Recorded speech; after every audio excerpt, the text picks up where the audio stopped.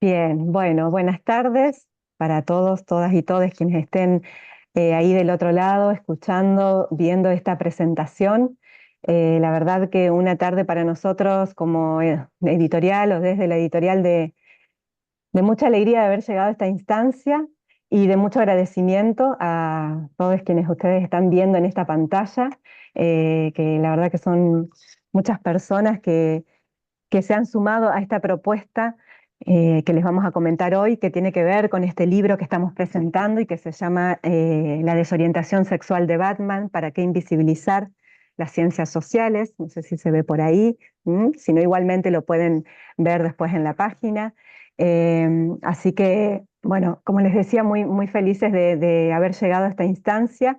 Vamos a hacer la presentación para que bueno, que cada una de estas personas, estas autoras y autores que han decidido participar en esta propuesta puedan comentarnos un poco desde dónde escribieron y contarle también a quienes nos escuchan un poco de qué va este libro, porque por ahí tiene una cuestión en sí misma de desorientación que está buena, que nosotros en un punto lo tomamos como una provocación, también como un juego, que es un libro que en realidad parte de unos comentarios de unas manifestaciones del vocero presidencial Manuel Adorni en torno al CONICET y a las ciencias sociales, y que a su vez generó un intercambio muy interesante cuando convocamos a quienes escribieron, en esto de preguntarnos para qué escribir, desde dónde, si quedarnos como con este libro, si quedarnos en la respuesta reactiva solamente.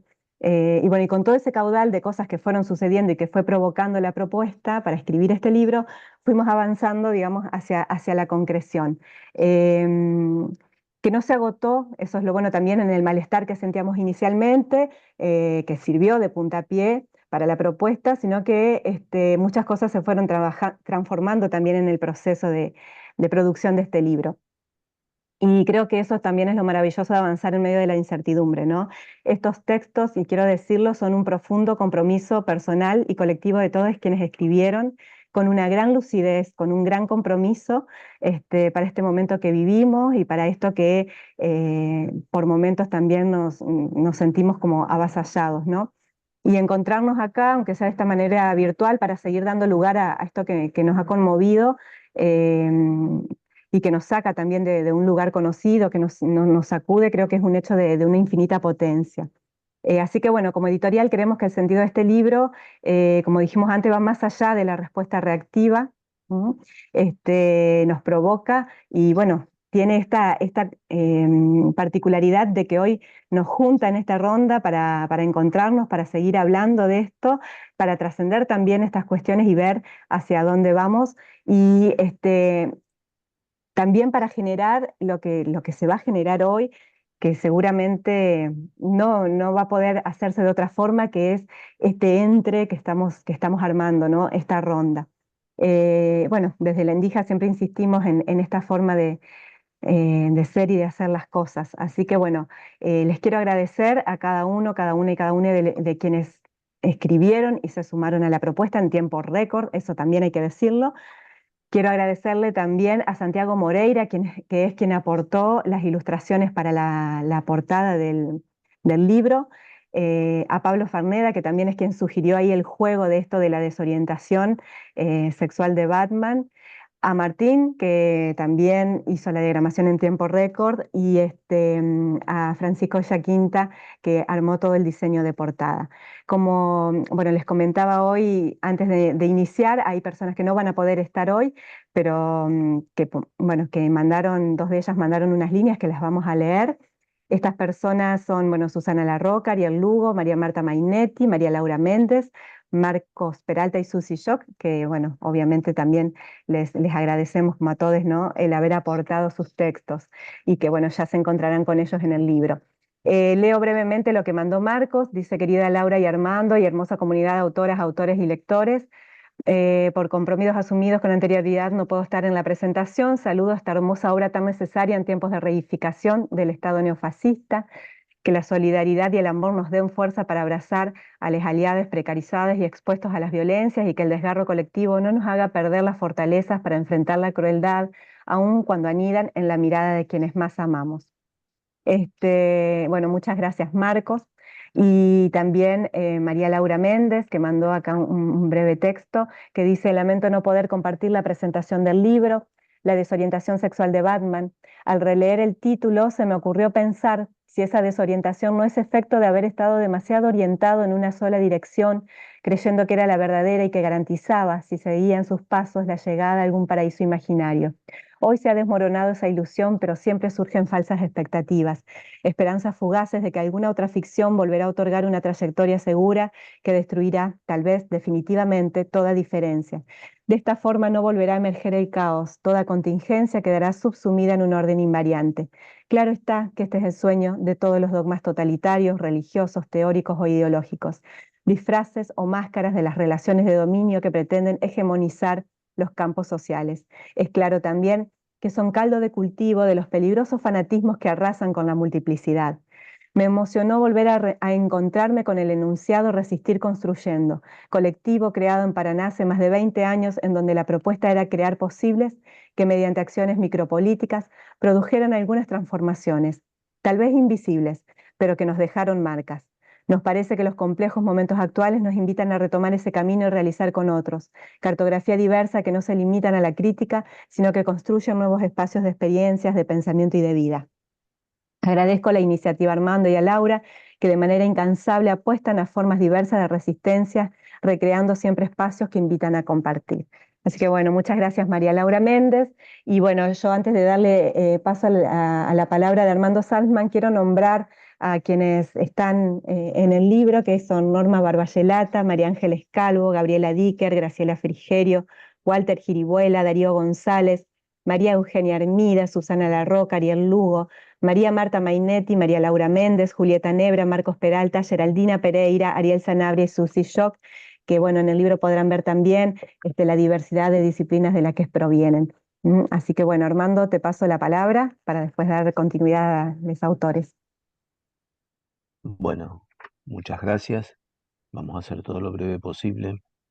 Gracias a todos y a cada uno de ustedes. Gracias otra vez, como dijo Laura, por esa respuesta tan cálida y tan inmediata, tan de las entrañas como creo que fue nuestra propuesta.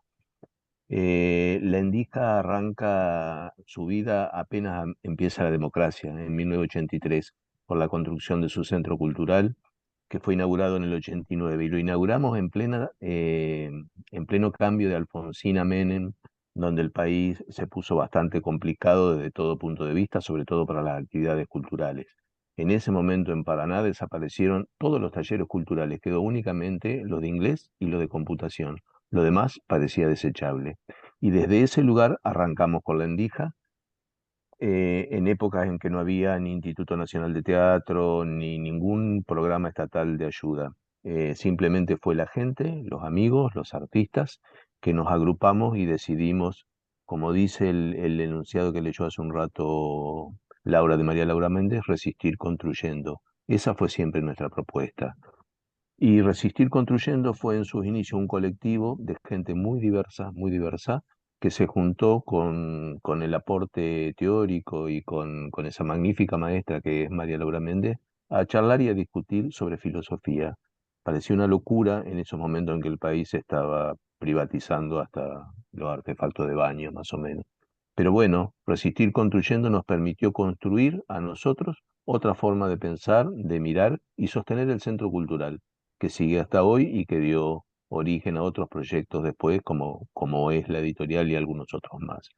Así que esta forma de trabajar, de resistir construyendo siempre, es lo que nos ha marcado, y por eso la propuesta, eh, cuando la hicimos sobre el libro este de Batman, ante el agravio desagradable del vocero presidencial, realmente fue una sorpresa para mí recibir la respuesta inmediata de ustedes, y la calidad, la impecabilidad de los trabajos que enviaron. Yo creo que con un grupo como este y como tantos otros que estarán dando vuelta en el país, Resistir construyendo sigue siendo, para las ciencias sociales y para quienes trabajamos en cultura, la forma de soportar esto y de darlo vuelta. ¿Eh? No se trata solo de soportar, se trata de darlo vuelta. Esa es la idea. Así que un beso grande a cada una y a cada uno y bueno, a seguir trabajando. Muchas gracias. Bueno, gracias Armando. Y entonces, bueno, comenzamos a charlar sobre esto. Vamos a darle entonces la palabra a Gaby, Gabriela Dicker, ¿m? Para que inicie ella. Bueno, buenas tardes. Bueno, gracias otra vez por la invitación, no solo a escribir y a participar en este libro, sino a participar ahora de esta presentación. Pensaba cuando los escuchaba que Armando y Laura tuvieron un reflejo muy rápido de salir a intervenir de alguna manera en lo que se venía. Eso nos puso en estado de activismo muy rápido. Y eso también es algo para agradecerles, y en este sentido quiero recuperar esa idea que ustedes nos trajeron cuando nos convocaron, que era un libro de intervención, ¿no? Un libro que sea capaz de intervenir en la discusión de lo que ya estaba pasando y de lo que sabíamos que se venía. Y digo esto porque en particular yo había empezado ya a pensar, trabajar sobre un asunto que creo que es la contracara o una de las herramientas que usa más bien el discurso de ataque contra las ciencias sociales, que es el del adoctrinamiento. Y debo decir que mientras escribía o pensaba cómo escribir el artículo, iban pasando cosas sobre esa misma cuestión, ¿no? A la vez que estaba escribiendo se iban sumando eh, las novedades, digamos, que nos traía esta nueva época en relación con este tema, y en ese sentido creo que, bueno, tengo que decir de mi texto, que es en todo caso un texto incompleto, un texto, y me imagino que a muchos de mis compañeros que están acá les habrá pasado, un texto escrito al calor de lo que estaba pasando, ¿no? Que tiene esa potencia y también quizá lo que todavía le falta madurar. Pero en particular me interesaba la cuestión del adoctrinamiento porque vengo del campo de la educación, porque es un discurso, una retórica que apunta directamente al corazón de la tarea educativa, pero que además pone su eje fundamentalmente en contenidos, no solo, pero fundamentalmente en contenidos que podríamos llamar de las ciencias sociales, tanto en las universidades como en el sistema escolar. Y les decía, mientras empecé a escribir esto, fue aquella famosa inauguración de ciclo lectivo, la primera del presidente de la Nación en el Colegio Cardenal Copelo, donde entre muchos otros disparates que ocurrieron en esa presentación, él hace el relato sobre eh, los límites a la libertad de pensamiento que en una universidad, que era la Universidad de Belgrano, le ponían a alguien de su equipo, que es este muchacho Iñaki. Y el resultado directo de eso fue, como ustedes recordarán, una medida que, como en los tiempos que corren, se tomó y se comunicó a través de un tuit de la Subsecretaría de Políticas Universitarias diciendo, dirigida a los estudiantes, si ustedes consideran que están limitando su libertad de pensamiento en la universidad, denúncielo a este mail. A eso se le suma días después, como recordarán también, un episodio que trasciende en los medios, en un acto escolar, que entonces sí da lugar a una presentación oficial del vocero presidencial que dice que van a modificar la Ley Nacional de Educación en un par de artículos para penar el adoctrinamiento en las escuelas, e invita a las familias, a padres y a estudiantes a denunciar dice Adorni, el adoctrinamiento y la actividad política que no respete la libertad de expresión. Y termina diciendo, esto lo cito textual, en definitiva, van a poder denunciar cuando no sientan que se esté respetando su derecho a educarse. Y por supuesto no me interesaban en ese momento y no me interesan tampoco mucho porque son muy menores los efectos reales que pueden tener este tipo de invitaciones a denunciar, sino los efectos simbólicos que tiene el sostenimiento de estas políticas y esto que yo llamo en el texto la retórica del adoctrinamiento. Y que en definitiva planteo acá 3 o 4 ideas sobre este asunto, que resumo muy rápidamente. La primera es que lo que la retórica del adoctrinamiento pone en cuestión no es la pretensión de un individuo de imponerle a otro sus ideas, sino que lo que pone en cuestión es que las sociedades acuerden una direccionalidad política común para el conjunto.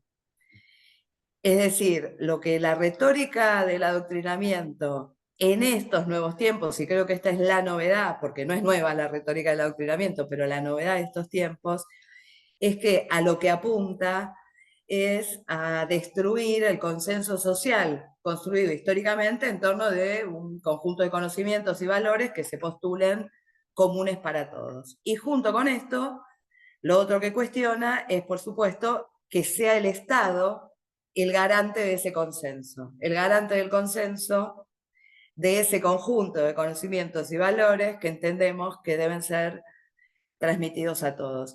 Y es un cuestionamiento que se hace en nombre de la libertad de las familias y de los individuos, de asignar a la educación de sus hijos un sentido propio, y que apunta directamente a la legitimidad del Estado para articular un sentido político común. Más aún, como hemos escuchado ya a esta altura muchas veces repetir al presidente de la Nación, toda educación estatal puede ser considerada un acto de adoctrinamiento o contiene potencialmente un acto de adoctrinamiento. Allí mismo, en el Cardenal Copelo, Milei dijo, la educación pública es un mecanismo de lavado de cerebros, no importa si es privada o estatal, la educación pública es un mecanismo de lavado de cerebro, porque cuando determinan los contenidos, dijo, están recontra rojos los contenidos, y cierra diciendo, entre tener la cabeza contaminada y tenerla limpia, prefiero que esté limpia. Tienen una especie de obsesión con la higiene de los cerebros, ¿no? Porque, por un lado, lo mismo el contenido que objetan los puede lavar a los cerebros, el lavado de cerebros, cómo los puede contaminar, ¿no? Y él dice, prefiero cabezas limpias y no cabezas contaminadas, le dice a los adolescentes que lo estaban escuchando ese día. Lo que me interesa destacar de estas formas tan explícitas de manifestar en qué sentido piensan esta cuestión es que, sin duda, la batalla final de la retórica del adoctrinamiento es contra el Estado, como garante de la educación del conjunto. Esto sí tiene una base doctrinaria en el pensamiento libertario. Von Mises, uno de los referentes teóricos de Milei, dice directamente, hay una sola solución, el Estado, el gobierno y las leyes no deben interferir en la educación, los fondos públicos no deben utilizarse con estos propósitos, la educación y la instrucción de la juventud debe dejarse enteramente a los padres y a las instituciones privadas. Entonces, primer punto, esta retórica apunta contra la posibilidad de que definamos algo en común. El segundo punto es que la instalación de la retórica del adoctrinamiento siempre ha sido una estrategia para participar en la disputa por asignarle valor universal a contenidos y valores propios de sectores particulares. Es decir, el objetivo no es eliminar todo sesgo ideológico de la educación, o ideológico o político, sino imponer el propio sentido, como es evidente, pero esta imposición del propio sentido se hace en nombre de lo que podríamos llamar la neutralidad de lo que se le transmite a todos. hay mucha discusión en la historia del sistema educativo sobre la cuestión de la neutralidad. ¿Qué le llamamos neutral? ¿Qué contenidos son válidos para todos, válidos universalmente?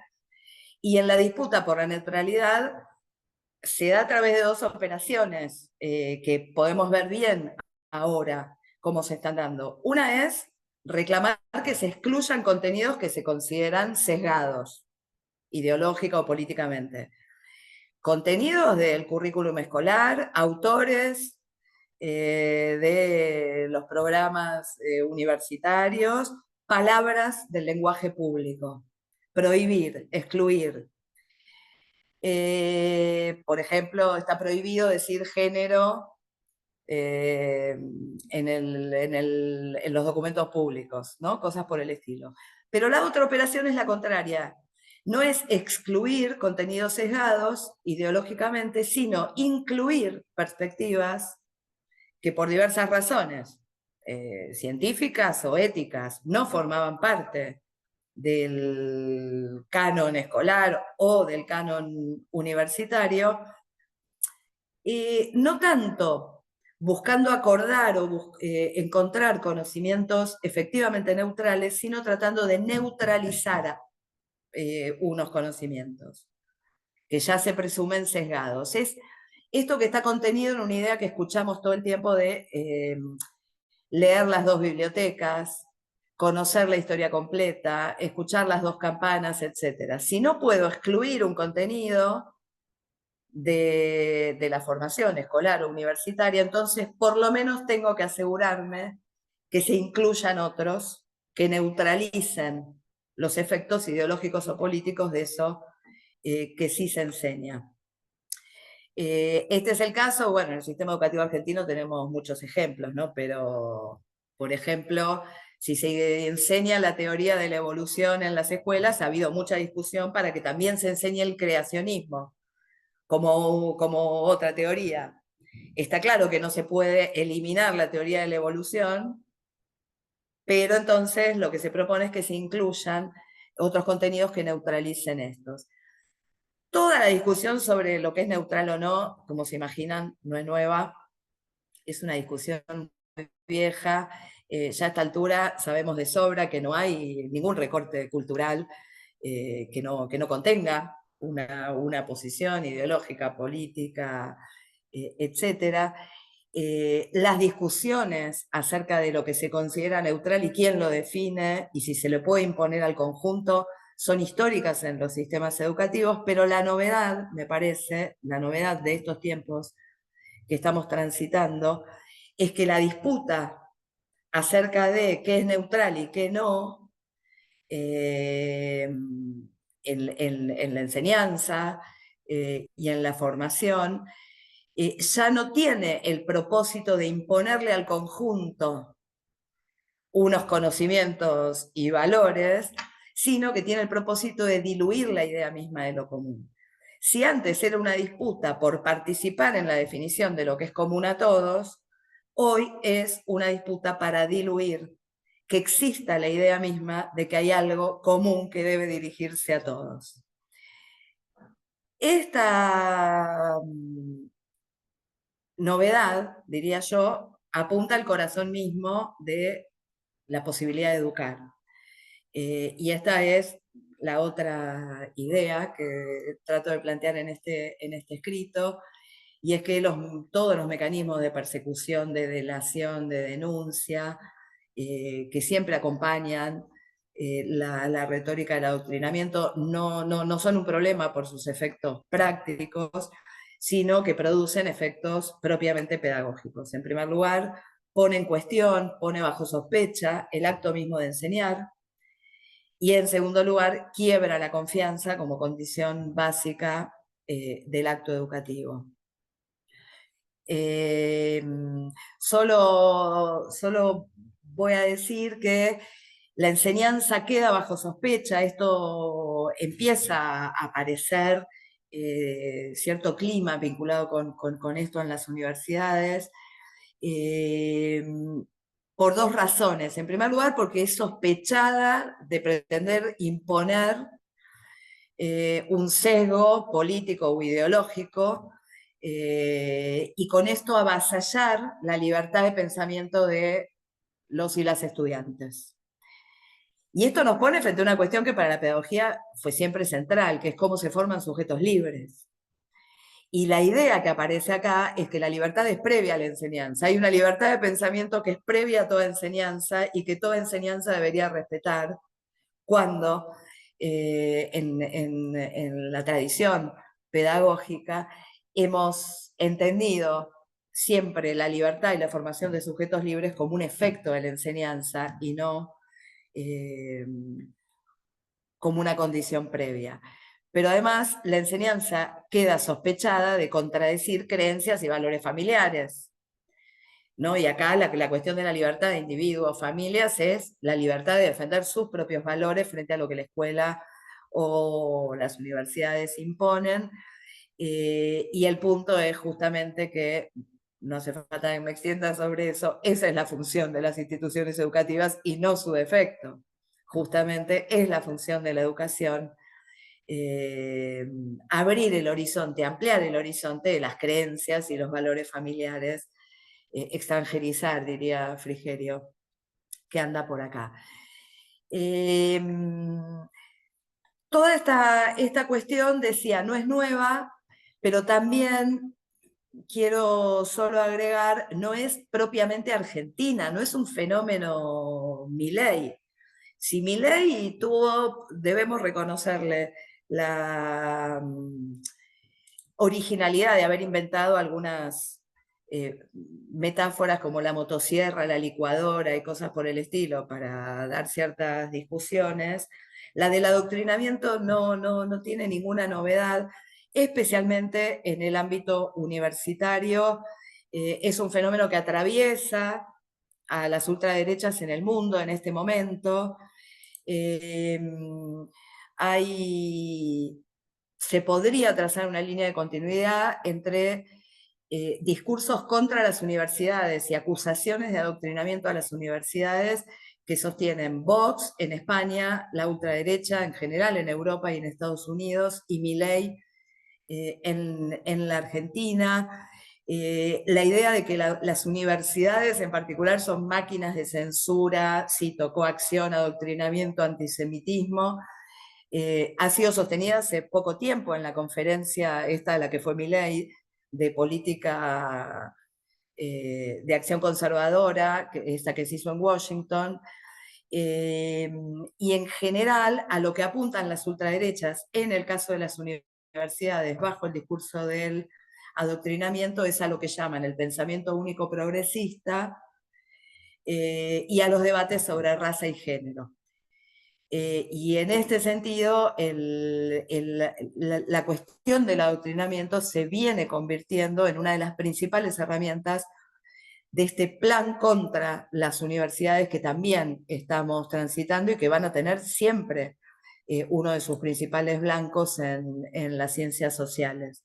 Creo que es un tema que va a seguir creciendo, lamentablemente, y al que deberemos prestar mucha atención, tanto en las universidades como en el sistema escolar.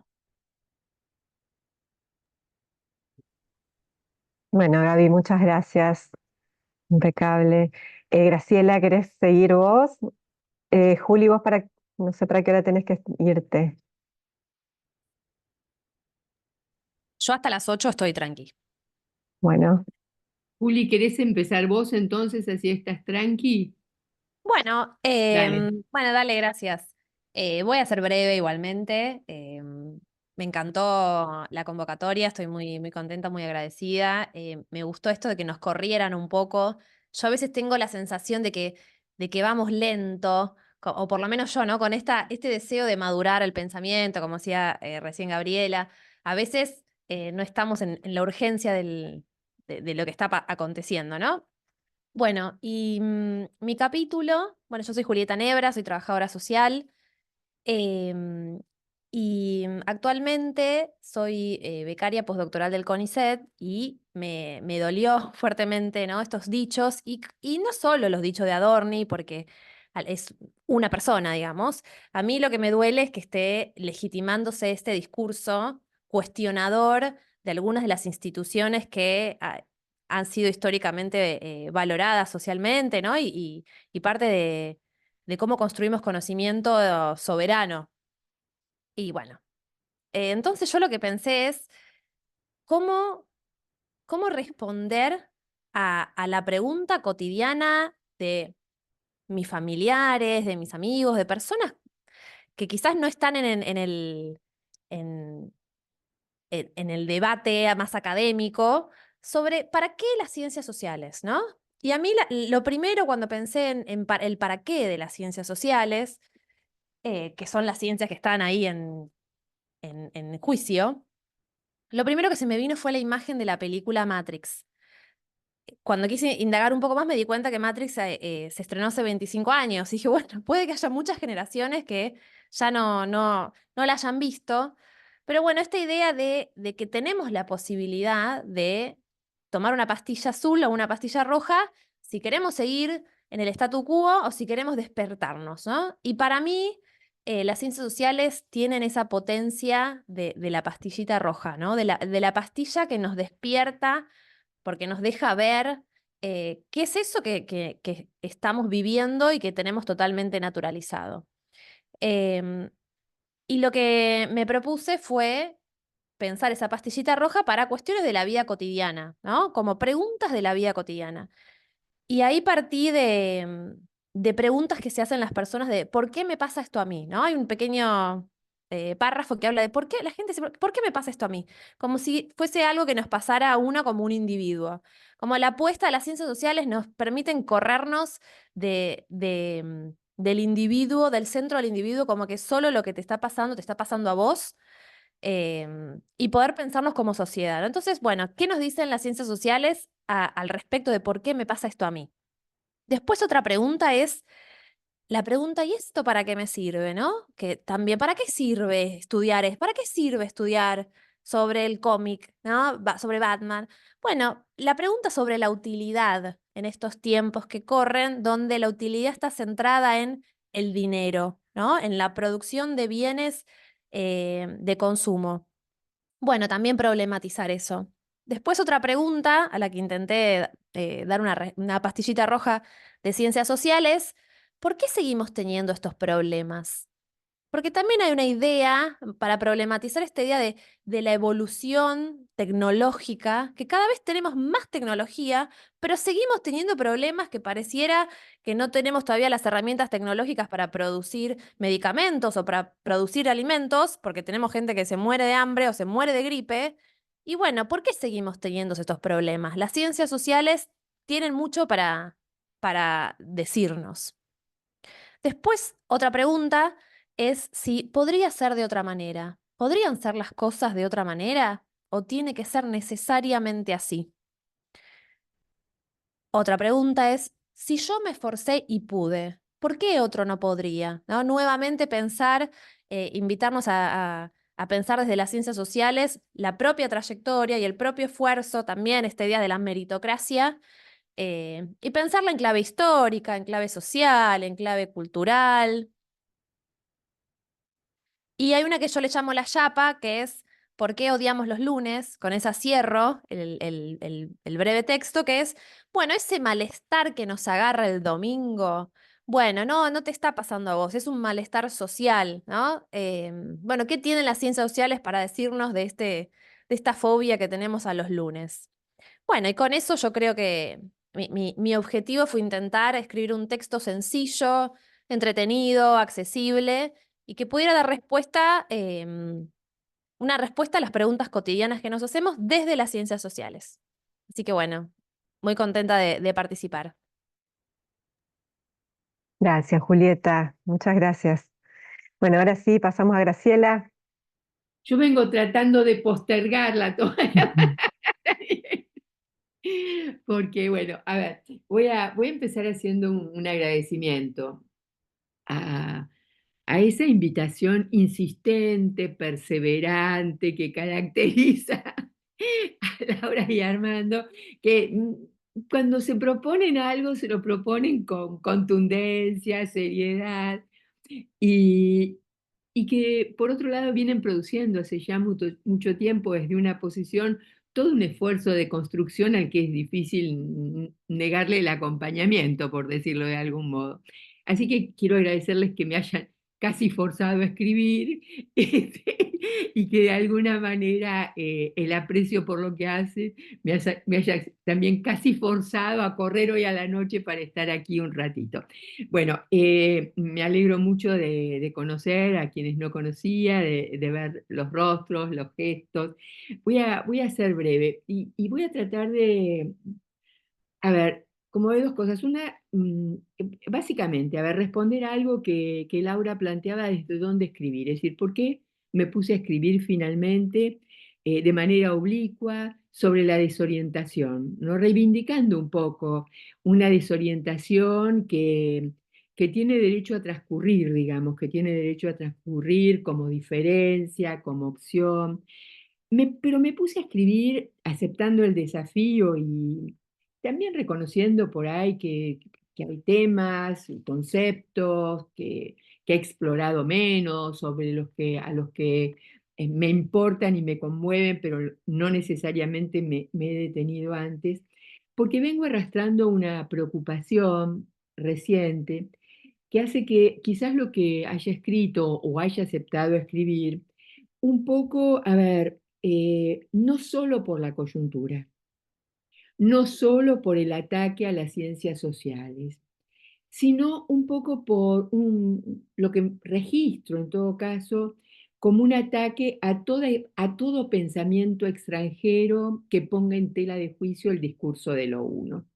¿No? Si me parece que ustedes saben o no, les cuento, yo creo que no hay conocimiento sin extranjeridad y que el pensamiento tiene que ver con albergar, brindar hospitalidad a esa otredad del pensamiento diferente al propio. Hace ya un cierto tiempo que vengo preocupada más allá de la coyuntura nacional, me parece que hay algo así como un aire del tiempo, un vendaval del tiempo, un tsunami del tiempo, en este antropoceno, digamos, al que mm, digamos, me permite pensar, darle el nombre que le dan otros, que tomo prestado de otros, de capitalismo pulsional, ¿no? Un capitalismo que no tiene ética, que no tiene moral, que alienta la pleonexia que impide la democracia. Y en ese contexto, en ese aire de tiempo, digamos, lo que para muchos de nosotros da cuenta desde una lectura que pueden acordar o no, es una propuesta para pensar, si sirve para elaborar algo, para elucidar algo, la toman, si no la abandonan, digamos, parecería ser que uno podría hacer la hipótesis en estos tiempos de que se está desanudando la pulsión de muerte de la pulsión de vida y que la pulsión de muerte en todos sus rostros va creando unas escenas indeseables para algunos, pero evidentemente deseables para otros, unas escenas donde se ve un trabajo de erosión a los lazos sociales, tratando de producir, de provocar, de acelerar su desenlazamiento. Y entonces se ven rápidamente los hilos sueltos, lo deshilachado, lo que se crea como resto, lo que se produce como residuo, con ganas de tratarlo como descarte.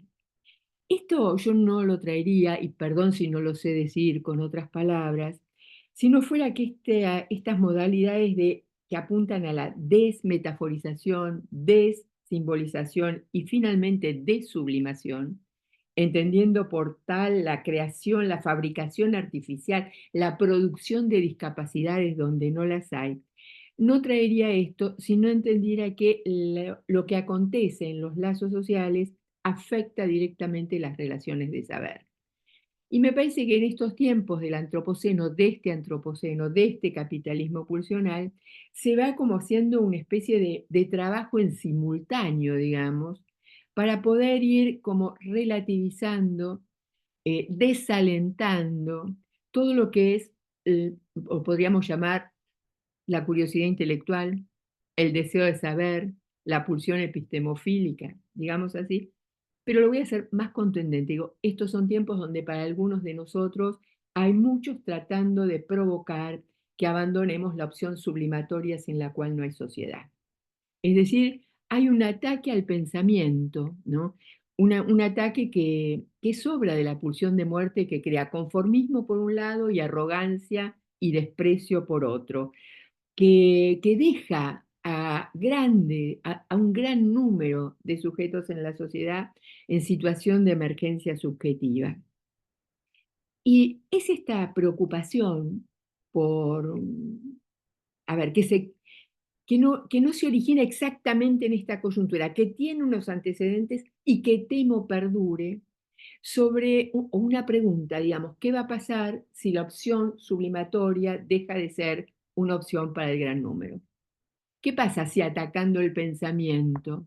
¿Qué pasa si censurando? ¿Qué pasa si castigando, persiguiendo, renegando de la extranjeridad de ciertos pensares, finalmente la curiosidad intelectual empezara a desvanecerse? ¿Qué quedará de lo humano sin esto? Creo que esa es, digamos, una preocupación que para mí se aloja o se articula a este ataque, a esta puesta en jaque de la justicia genealógica, que se expresa básicamente hackeando a fondo la figura del tercero garante que es el Estado, ¿no? Es decir, es el Estado el tercero garante de la justicia genealógica, ¿no? Si se ataca esa figura, ¿no? No es un ataque sobre cualquier cosa, podemos decir así, ¿no? Es un ataque que nos deja en total situación de desvalimiento y de desprotección, ¿no? Si se ataca esa función, se logra erosionar algo que ha llevado mucho tiempo, desde los comienzos de la hominización, construir, que es una cierta posibilidad, fíjense con qué prudencia lo digo, de una vida en común que no esté marcada por el asesinato, que no esté marcada por la desaparición, que no esté marcada por la crueldad. Y si hay cosas que hoy están así como directamente, así como sufriendo un embate, es el lugar de lo público, el lugar de lo común, y ese embate va de la mano, digamos, de poner en jaque mate al Estado. Si esto terminara de acontecer, aunque no acontezca de manera definitiva, porque finalmente, digamos, por supuesto, están los intentos de destrucción, están las motosierras, más de una quizás a la vez actuando, pero no, parece que no logran, por suerte, para una posibilidad de un común posible, que es la prudencia, una posibilidad de un común posible, por suerte sigue habiendo sujetos que intentan construir. Quiero decir, a la fuerza de lo que viene a desligar y a romper, a la fuerza, al embate de lo que viene a separar, a castigar, a censurar, a prohibir, a desmerecer, a humillar, existen un conjunto de sujetos que no son todas, todos, todes, pero tampoco son pocos, que dicen, vamos a perseverar en intentar construir algo. Es por esas razones que no están quizás en lo que escribí, pero que son el telón de fondo de lo que quise volver disponible para conversar con otros. Digo para conversar porque estos son tiempos donde conversar se ha vuelto muy difícil y también hay que tratar de preservar los espacios de conversación posible. Porque, digamos, vociferar no es conversar. Insultar no es conversar. Descalificar no alienta la conversación. Pero el pensamiento necesita de la conversación. Y me parece que eso me lleva a agradecerles a Laura, a Armando, a los que y las que y les que están aquí, y los que no, pero andan por ahí, digamos, de sostener como una obstinación, como un empecinamiento, ¿saben qué? Vamos a intentar seguir conversando. Muchas gracias. Muchas gracias a vos, Graciela. Muchas gracias por la conversación. Bueno, seguimos con Norma. Vamos por orden alfabético ahora. Salvo que haya alguien que necesite por ahí irse más temprano, nos avisa y vamos ahí sobre la marcha arreglándonos. Bueno. Bueno, buenas tardes. Qué difícil para mí hablar después de estas conversaciones previas. Lo primero que tenía ganas de agradecer es la forma de ronda a la que nos invita Laura en relación a este momento. Y que algo de esta ronda, Graciela también dice en esta cosa de mirarnos las caras. No nos podemos tomar de las manos, pero sí podemos mirarnos las caras en esta conversación. Y que la ronda trae muchas resonancias, no solo las de la infancia, con todo lo de placer que encontramos allí y con todo lo de la espontaneidad de la infancia, sino que las rondas y los círculos también traen estas actividades que otras culturas y otros pueblos han hecho cuando han necesitado invocar y convocar a algo que los trascienda en situaciones de sequía, por ejemplo. Entonces había que hacer una ronda para invocar a los dioses, para que volviera a llover, y hacían una y otra vez el círculo, la redonda del círculo, para que los dioses escuchen. Los antropólogos dirían que de alguna manera la ronda lo que hacía fundamentalmente era mantener la cohesión para que el pánico no disgregue al grupo. Entonces, más allá de que es una versión, no tiene por qué ser la única, también podemos pensar que a lo mejor invocando, Tatacondo, como dice Girondo, nos escucha.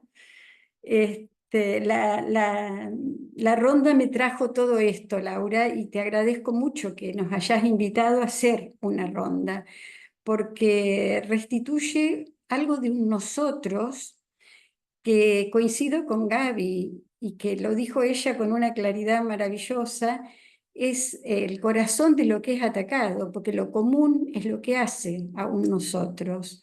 Y constituye un nosotros esta ronda con bordes difusos, cambiantes, en forma de redes, están los que estamos y los que no están y los que están más allá. Y de alguna manera esto va teniendo eficacia, la eficacia simbólica de los ritos, pero también una eficacia imaginaria de sentir que podemos resguardarnos, de que hay un cuerpo que todavía existe, que sigue existiendo, porque el ataque es brutal. Creo que las tres personas que me precedieron fueron muy claras en delimitar los alcances del ataque.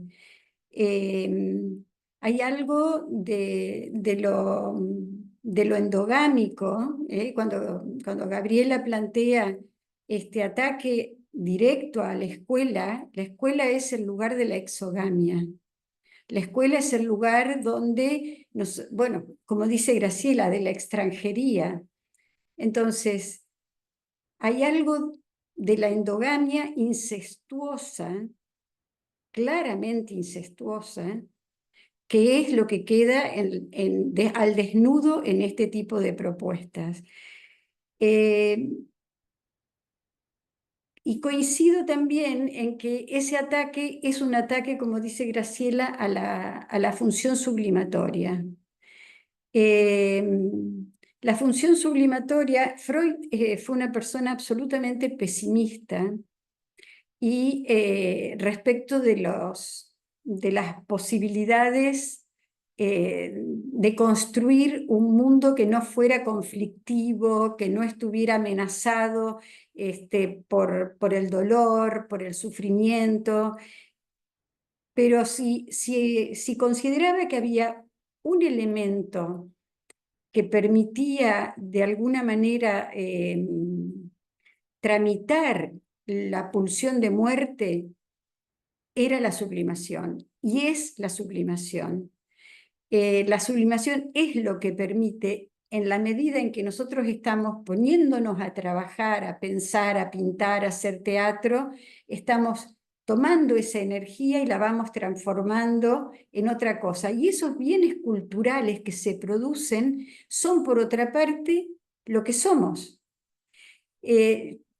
Cuando estaba escuchando lo que Laura decía, bueno, que dijéramos algo respecto desde dónde escribimos. Y yo me sentí muy identificada con alguno de los compañeros que decía, no quiero escribir esto. Es decir, yo no solo sentía esto de no querer escribirlo, sino también esta cuestión de que me llega en un momento muy difícil para mí para poder escribir algo. No tenía tiempo, estaba absolutamente en otra cosa.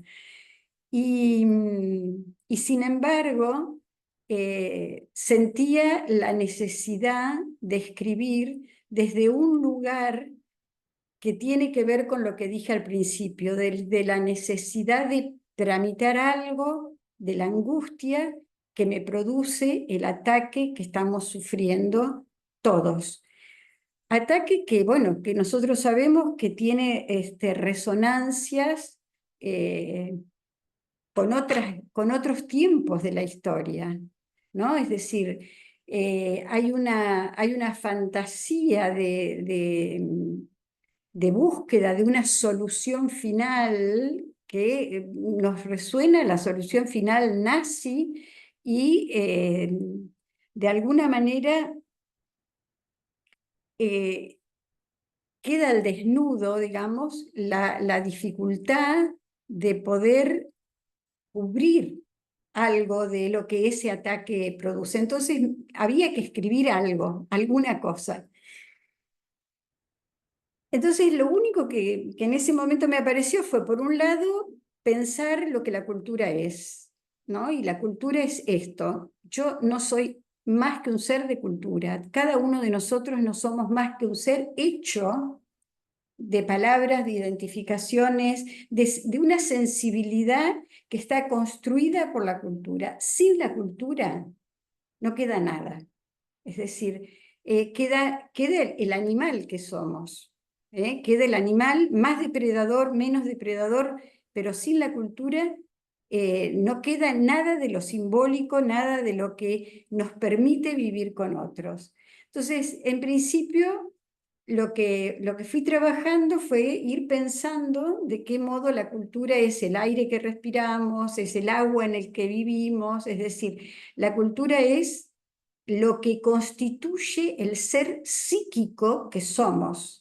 Si nos vamos al dualismo cartesiano y somos un cuerpo y un ser psíquico, bueno, lo que somos psíquicamente se lo debemos a la cultura. Y si nosotros aplanamos la cultura y la empobrecemos, aplanamos y empobrecemos la vida de las personas, absolutamente. Y después hice un rodeo medianamente rápido acerca del tema que mencionó Julieta sobre la cuestión de la utilidad y la inutilidad. Siempre me pareció que era muy importante poder separar lo útil de lo inútil, en el sentido de poder destacar la importancia, el brillo de lo inútil. Lo útil va en el camino de sostener que las cosas funcionen.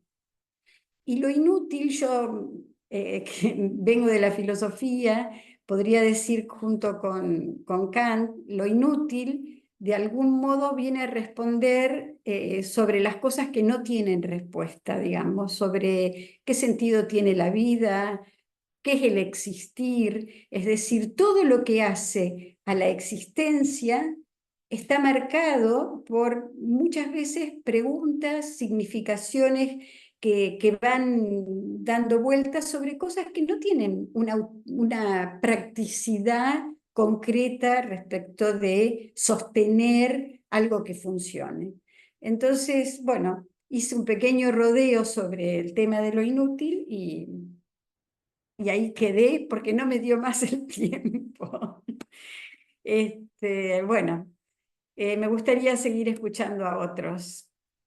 Y bueno, muchísimas gracias a todos. Gracias, Norma, muchas gracias. Y bueno, seguimos, Marian, te tocaría. Estamos como en la lista de cuando nos llamaban a rendir. Sí. ¿Escucha? ¿Se escucha? Sí, genial. Bueno, empiezo también por los agradecimientos. Es un placer poder estar acá Marian, no se compartiendo escucha con... muy bien. Es como, se ¿No? escucha como entrecortado. Ajá, a ver si podés por ahí acercarte un poquito. ¿Ahí se escucha? Ahí Si mejor. saco... Sí, sí, Ahí sí. mejor. Genial. Por eso preguntaba, porque a veces cuando tengo el auricular no se escucha bien. Bueno, estaba diciendo que es un placer estar compartiendo esta ronda. Bueno, quiero empezar también agradeciendo a la Endija, a Laura y Armando por la amorosidad y la generosidad de siempre con esta invitación y sobre todo por ser esta editorial tan comprometida con difundir procesos investigativos, investigaciones y autores de las ciencias sociales, ¿no? Algo que nos ha permitido a muchos, como es mi caso, compartir mi tesis doctoral y poder también difundir algo de ese material y poder compartirlo.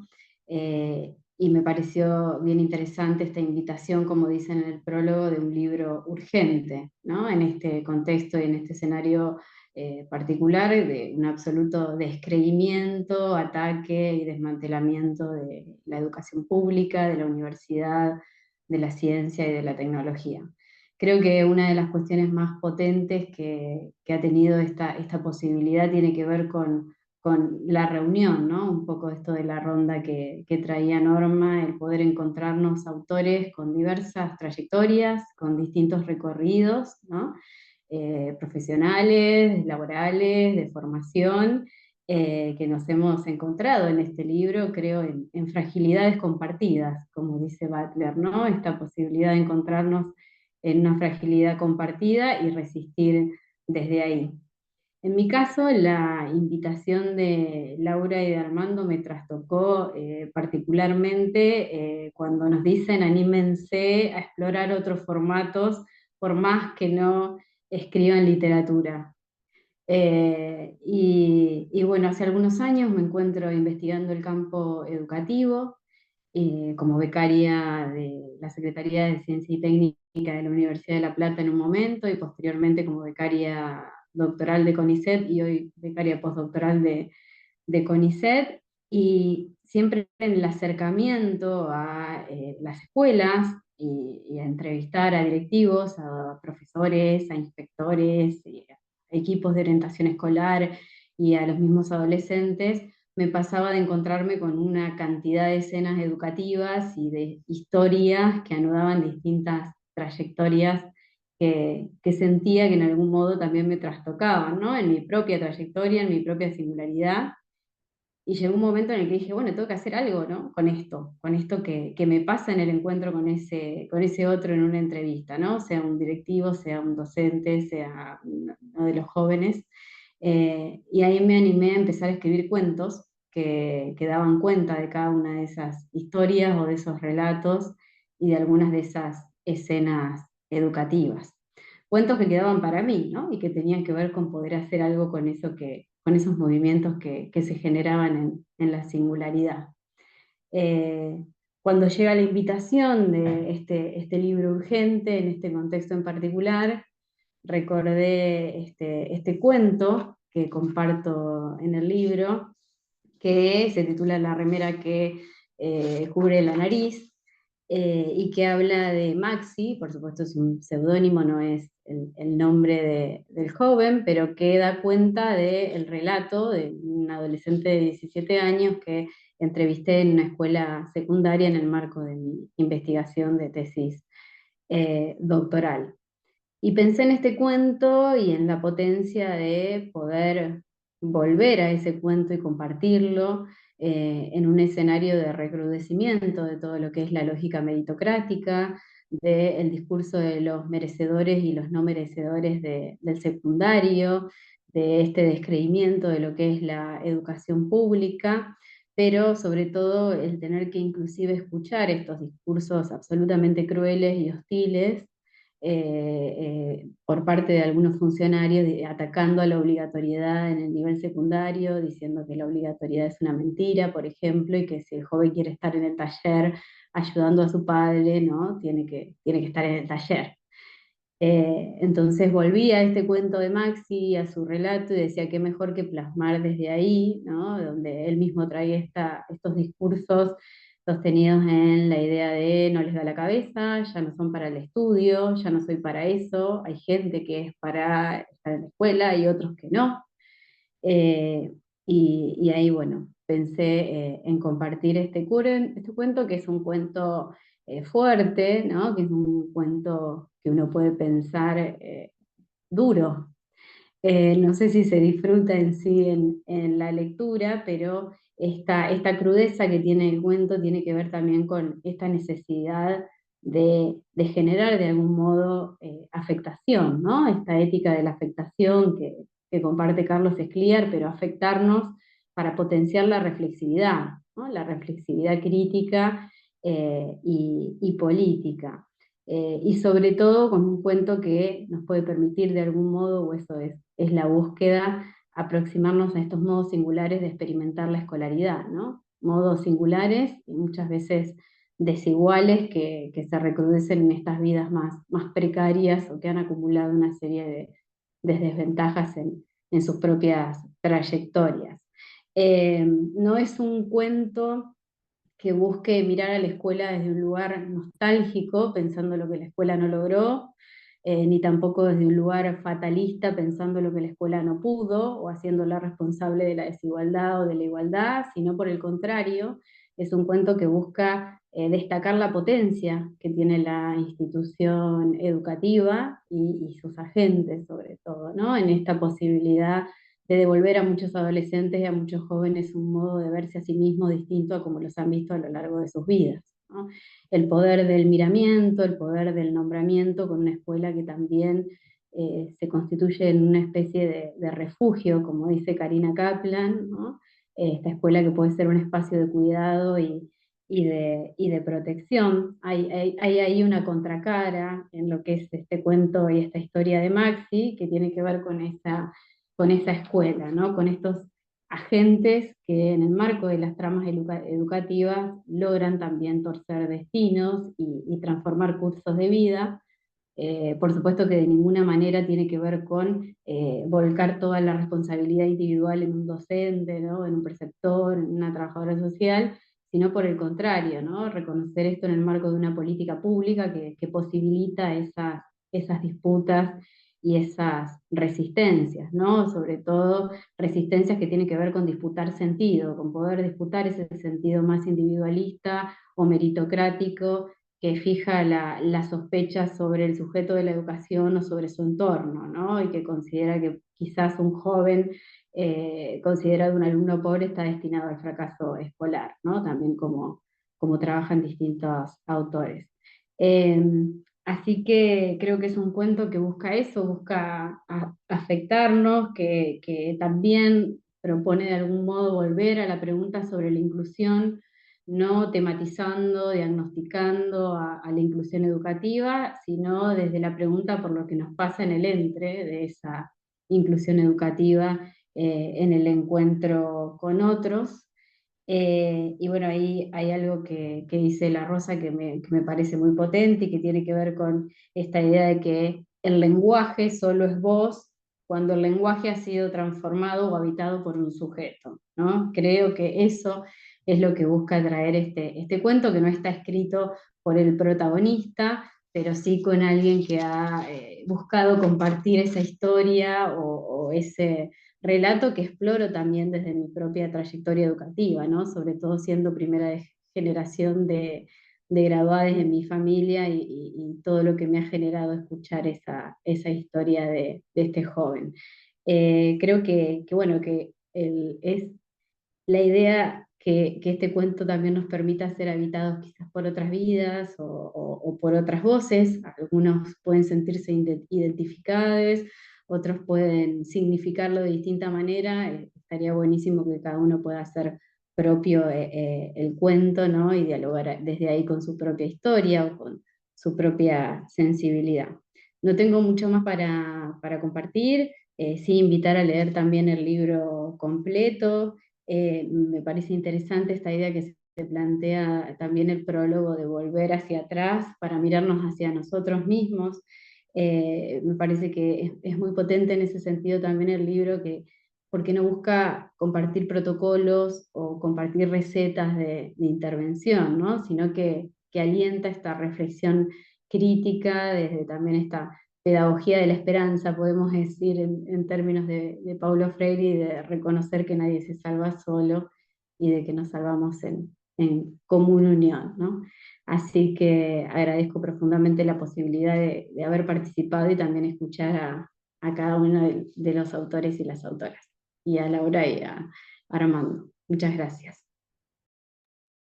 Gracias, Marian, muchísimas gracias. Bueno, seguimos ahora con Walter. Te toca, Walter. Aprovecho para Sí. saludarles.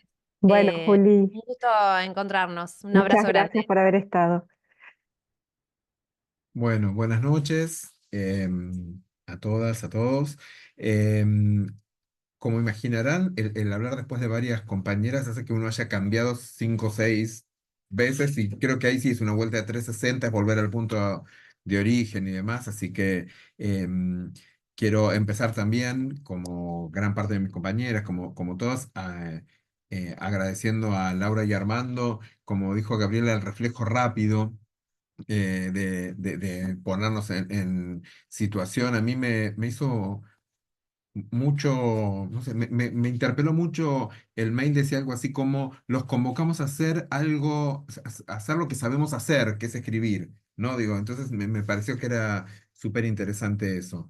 Yo escribí un capítulo pequeño ahí que se llama Las disidencias sexogenéricas desde una mirada libertaria, a propósito de la preocupación oficial sobre Batman, los géneros y la investigación científica en Argentina.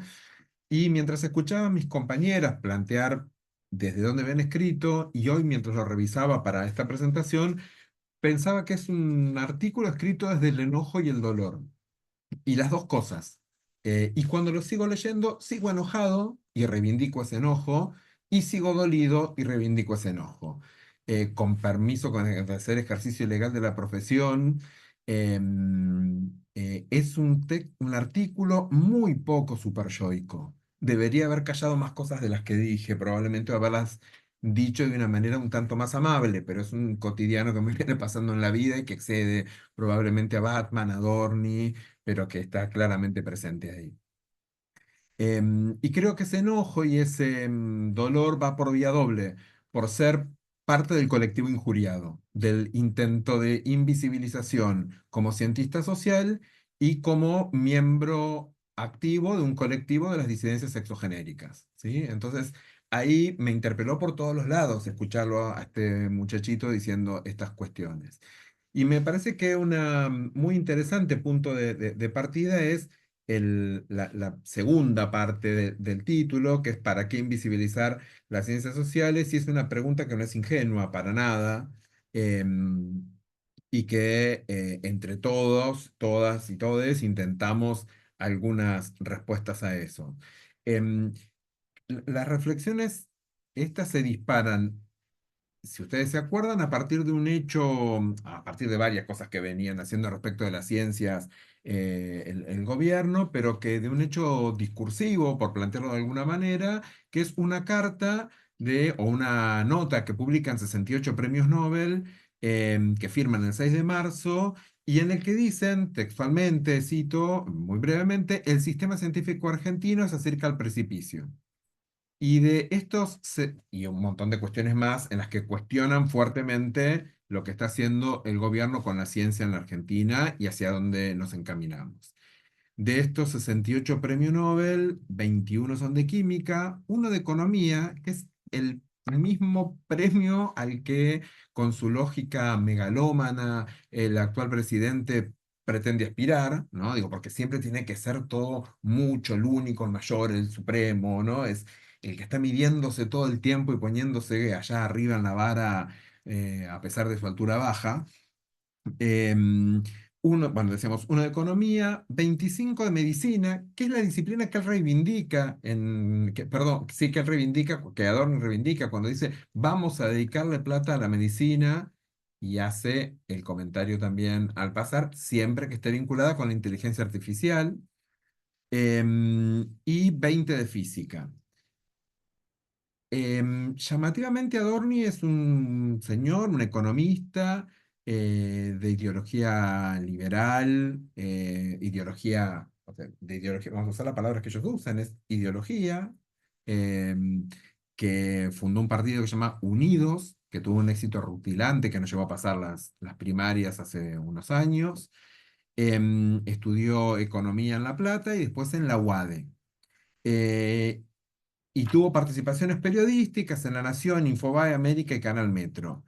Llega al cargo de vocero como segunda opción, después de que Marina Calabró rechazara el cargo, y desde ahí le explica a 68 premios Nobel cómo hay que proceder en ciencia. Fin del comentario. Y ahí sí apelo un poquito a mi super yo. Em, Adorni claramente busca invisibilizar las ciencias sociales en esa conferencia de prensa, tergiversa los hechos, busca una absurda complicidad al relacionar las investigaciones con el con el contexto de pobreza pandémica. Si ustedes se acuerdan, dice algo así como, en este contexto de marcada pobreza no podemos sostener investigaciones como si hubiera una cuestión de causalidad ahí, o como si ellos no tuvieran nada que ver con esta sangrienta distribución desigual de la riqueza y de la renta, ¿no? Digo, ahí ellos son solo comentadores. Lo llamativo es que toma como ejemplar paradigmático, en el estilo más cuniano del término, la orientación sexual de Batman. Cuando no estaba en la nota, no estaba en ningún lado, él la pone en juego y retoma una preocupación libertaria que se inicia ya en los debates para la vicepresidencia, cuando el actual vicepresidente, luchadora incansable de la dignidad futbolística nacional desde hace 48 horas, em, Victoria Villarroel, trae el ejemplo de un artículo que presuponemos que es de Facundo Saxe, porque no lo menciona, además, digo, muy evidentemente está hablando de él, al que alude. El artículo en cuestión se llama El ano dilatado de Batman, apuntes para una investigación sobre archivos de odio y borramiento de las disidencias sexogenéricas. Y Adorni lo que hace ahí, dos cosas muy llamativas. Confunde título con contenido, algo que todos quienes damos en algún momento algún cursito, seminario o algo de metodología explicamos 53 veces, no es lo mismo. Piensen en el título, piensen en las partes que tiene, digo, con el contenido. Y por otro lado, llamativamente, invisibiliza que no se trata de un estudio sobre la orientación sexual de Batman, sino sobre los archivos de odio y las disidencias sexogenéricas. Y entonces, escoge ya de entrada qué cosas omitir. No nos sorprende, en lo particular creo que no sorprende mucho que se busque invisibilizar desde el discurso, porque sabemos la capacidad performativa que tiene el lenguaje, y nosotros y ellos saben muy bien cuáles son los efectos que tiene el silenciar y qué implica. Digo, hay una segunda saga de este episodio, es cuando él hace un reportaje con un periodista italiano que le pregunta fuertemente sorprendido en una conferencia de prensa de qué estás hablando, y él intenta explicar y se mete en un berenjenal realmente que roza la perversión. Invisibilizar las ciencias sociales en general y las investigaciones sobre disidencias sexogenéricas en particular se inscribe en una lógica de cancelación temática que maneja muy bien. Presuponer que no hay nada que investigar en torno de las disidencias es una manera de acallar las particularidades estas que él dice defender, y especialmente una manera de disciplinar a un colectivo que presenta enormes antecedentes de lucha y de defensas de derechos en el país, enormes. que incluso los mismos, a veces, y ya por suerte se están modificando fuertemente, incluso muchos sectores que son los que luchan, omiten, olvidan en la historia oficial. Digo, ¿qué pasó por los 60 con los 60 con las disidencias? ¿Qué pasó con que esos eran luchas por conquistas de derechos, por construcción de ciudadanía sexogenérica y demás? El discurso único en este sentido es recurrente en el ministro y en quien él representa, porque además no está hablando como el señor Adorni, está siendo la voz de la persona que maneja el Estado, ¿no? Digo, em, y básicamente creo que plantea con claridad que hay una ciencia única, que, sorpresa, no son las sociales y humanas. Hay una sexualidad única, que no es la heteronormativa, y que hay básicamente un pensamiento único. Digo, si bien no lo dicen así, nos lo da a entender con claridad. Y todo lo que esté por fuera de esto es una objeción, un error a reparar y demás. Muy brevemente, para dejarle paso a mis compañeros, en el artículo lo que lo que intento plantear es algunos antecedentes sobre estas investigaciones y cuestiones de disidencias sexogenéricas, em, eh, y también el desafío que tenemos frente a nosotros, quienes como parte de la academia, por un lado, intentamos o bregamos porque todas las voces puedan entrar, no todas, no todas. Algunas voces yo reivindico que no se puede hablar con todo el mundo de igual a igual. Con estos muchachos no se puede hablar de igual a igual de ninguna manera. Pero que ingresen algunos temas, como ingresaron, como es el tema de las disidencias, que ingresen por la puerta grande y no por una ventana de costado cuando a alguien le sobra tiempo, que esté en la malla curricular, en la trama, no solo desde la transversalidad que reivindicamos fuerte, sino que sea un contenido. Y por otro lado, también tenemos un desafío, quienes como parte de un colectivo injuriado históricamente, tenemos que hacer todo el esfuerzo para que em, esto no se repita. El temita es que a veces cansa. Digo, es cierto que lo personal es político, cansa que siempre tengamos que explicar que lo personal es este personal y no otro, pero bueno, no va a ser el primer cansancio que tengamos que enfrentar. Me parece que esta idea que tanto resonó en esta ronda tan linda de resistir construyendo viene por ahí y que este libro y los aportes tan lúcidos de mis compañeros especialmente y compañeras ayudan en ese sentido. Bueno, Walter, muchísimas gracias. Un placer escucharles. Ahí Graciela me decía que se tiene que retirar, así que gracias, Graciela. Seguimos ahí con Darío. Bueno, nuevamente agradecerles a mi editorial, así lo siento yo y lo vivo.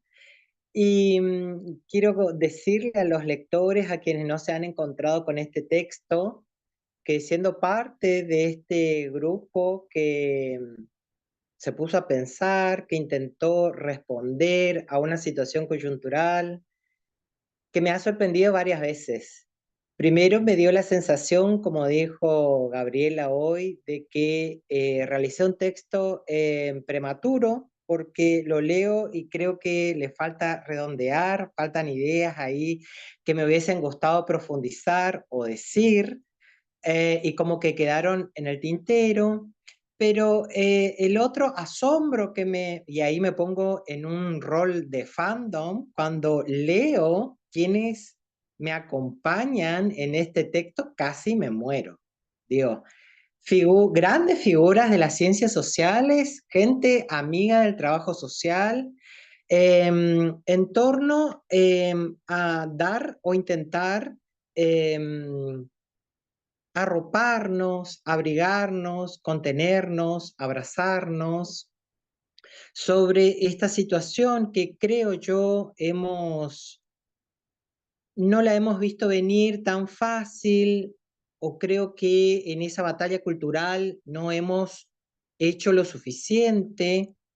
El texto que yo intento convidar a los demás es sobre un análisis discursivo de dos medios de comunicación de tirada nacional. Cuando me siento a reflexionar sobre estos dichos del vocero presidencial, me hizo acordar o me trajo en mis recuerdos casi la misma actitud que tuvo Domingo Cavallo cuando le respondió a esa gran científica y la mandó a lavar los platos. Entonces, el título de este análisis discursivo que intento hacer en mi escritura es A lavar los platos nunca más. Primero, porque está demostrado de sobremanera el aporte de las ciencias sociales a los procesos sociales, en particular en la Argentina, pero retomando la idea de estos discursos que construyen realidades, tomo dos recortes periodísticos, uno de La Nación y el otro de Página 12, intentando mostrar qué cosas se silencian y qué cosas se visibilizan. Y tomo una categoría conceptual que es el contrato de los lectores, ¿no? Que es ese contrato que establecen los medios con quienes leen o tienen preferencia por una línea editorial u otra. Digamos, ¿no? Porque también me pasaba en lo cotidiano que me encontraba con seres queridos justificando ciertos discursos que transitan por los medios de comunicación. Y segundo, creo yo, intenta este análisis discursivo, es que pensemos quiénes son los que nos dicen qué es lo útil desde las ciencias sociales o no en el campo del conocimiento científico. Así que nada más que agradecerles, que estoy muy feliz por compartir con ustedes y Armando y Laura, como siempre, tan cordiales y amorosos y con propuestas tan innovadoras. Quiero terminar con una frase muy trillada. Este libro no puede faltar en la biblioteca de la gente. Gracias, Darío, muchas gracias. Bueno, seguimos ahí con Eugenia, María Eugenia Hermida. Euge, ¿estás por ahí? Buenas noches, ya Hola. nos llegó la noche, el frío ya había venido con el día. Bueno, me sumo al agradecimiento. Es muy importante que nos hayamos permitido hacer esto, me parece, ¿no? Y nuevamente ahí en el centro de la ronda, Laura y Armando, porque a mí sinceramente me sorprendió muchísimo el mensaje, lo voy a contar acá, que no salga de Latinoamérica. Yo digo, están re locos estos dos. Y bueno, necesitamos un poco de esa locura para salir del status quo, para despertarnos y ver qué cosas que todo eso que no nos imaginamos es lo que nos falta para encontrar una pista, un camino.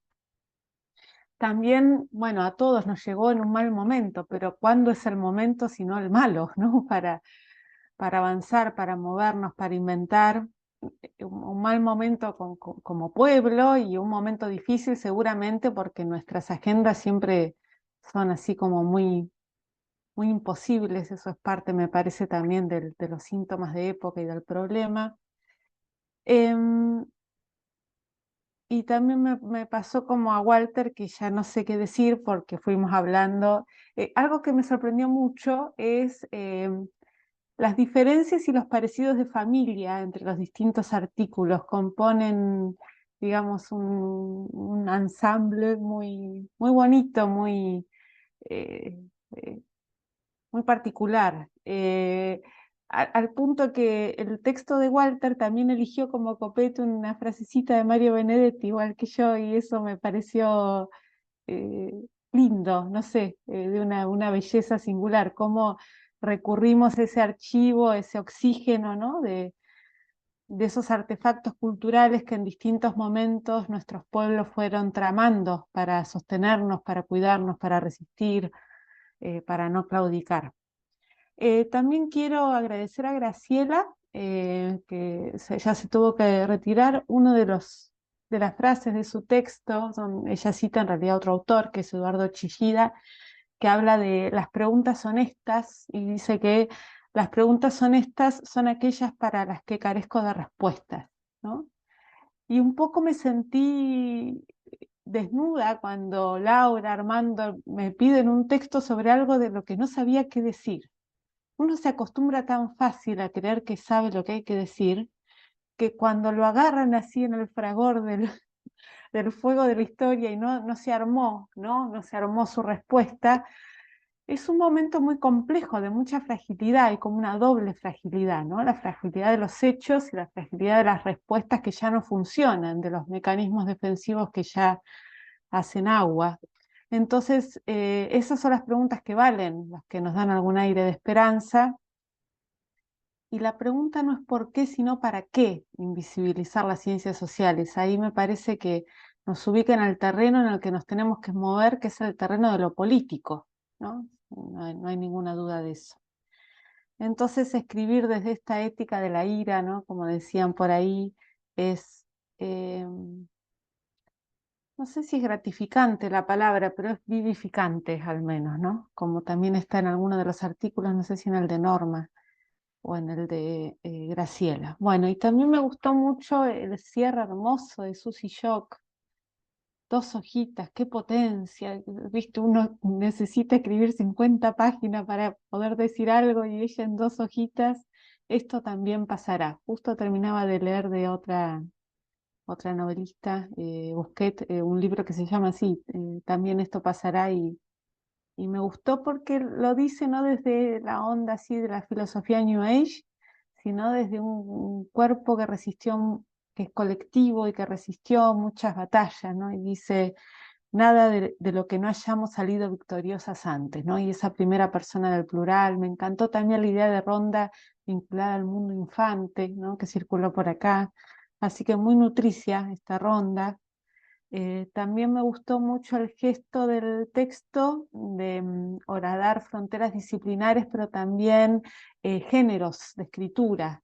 Y esos 2 cuentitos, el de Marian Calvo y el de Marcos Peralta, me parecen también oxígeno. Me parece que necesitamos mestizar, hibridar y polinizar nuestras formas de escritura. También lo hizo la otra compañera que ya se retiró, buscando una prosa amable, accesible, digamos, embarrada, pero no sino por caminar con otros, ¿no? Y no buscar el preciosismo academicista que a veces no aclara demasiado, no es conceptualmente mucho más preciso que otros, pero sí aumenta el grosor del muro de la ciudad letrada, que es también parte de nuestro problema.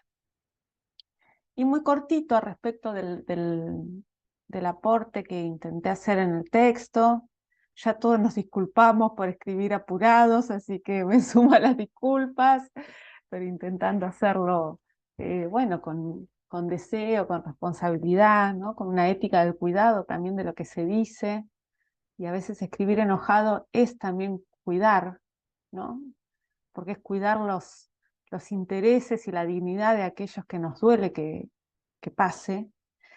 Lo que intenté es trabajar un poquito, bueno, empiezo igual que Walter, con un resumen de los hechos, que son concretos, de una coyuntura, pero que hablan de un clima de época, y me puse a comparar un poquito lo que le llamé una obra en 3 tiempos, ¿no? Porque algo que me llamó mucho la atención es la recurrencia que la derecha tiene para elegir los ejemplos, ¿no? Entonces ubiqué 3 tiempos de esta avanzada contra la ciencia en general, ¿no? Porque la avanzada es contra la ciencia, pero es más fácil y más cómodo vilipendiar a las ciencias sociales, pero en realidad el desfinanciamiento va a todos los ámbitos, ¿no? Entonces esto también es algo que tenemos que pensar. Primero, que todas las ciencias son sociales, pero las que, si querés, tienen por objeto lo social, se utilizan también como una suerte de chivo expiatorio, cuando en realidad es todo el aparato científico y la soberanía científica argentina la que está en juego, ¿no?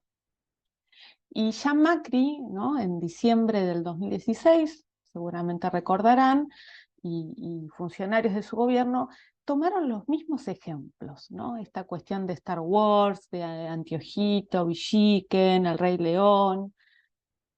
Lo hizo el gobierno de Macri, lo hizo el año pasado la que era en ese momento candidata a vicepresidenta, Villarruel, en un debate de vicepresidentes, cuando Randazzo pregunta qué se haría con la ciencia, y lo vuelve a hacer Adorno.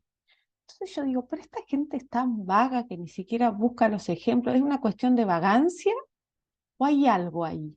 Hay algo en ese conjunto, ¿no? El único que se suma, porque además fue escrito con posterioridad, es al que aludía Walter recién, de Saxe, ¿no? Y que es el que da nombre al libro. Entonces me puse a buscar a ver si había algo en esos ejemplos que nos pudiera dar una pista respecto de cuál es el miedo que nos tienen, ¿no?